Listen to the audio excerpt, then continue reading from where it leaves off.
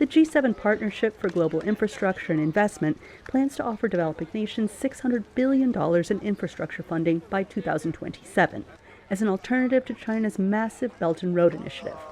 President Joe Biden unveiled the proposal at the G7 summit in Germany. What we're doing is fundamentally different because it's grounded on our shared values of all those representing the countries and organizations behind me. It's built using the global best practices, transparency, partnership, protections for labor and the environment. A third of the funding comes from the U.S. and the rest from other wealthy G7 nations, using modest government investments and establishing high standards designed to leverage private sector financing. The initiative is a relaunch of the Build Back Better World Plan, announced by G7 leaders last year. The West had really been asleep at the wheel over the number of years on this use of connectivity, infrastructure connectivity, as a means of extending foreign policy influence.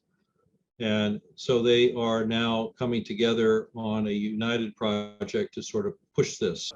The G7 plan will focus on digital connectivity, gender equity, health security, climate and energy security, areas seen as not yet dominated by China's investments.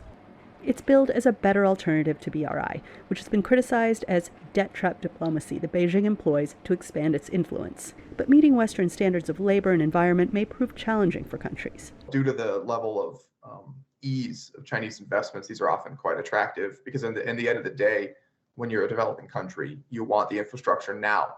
Beijing slammed the initiative as a zero-sum game approach. We oppose the moves that advance geopolitical calculations and smear the Belt and Road Initiative in the name of promoting infrastructure development.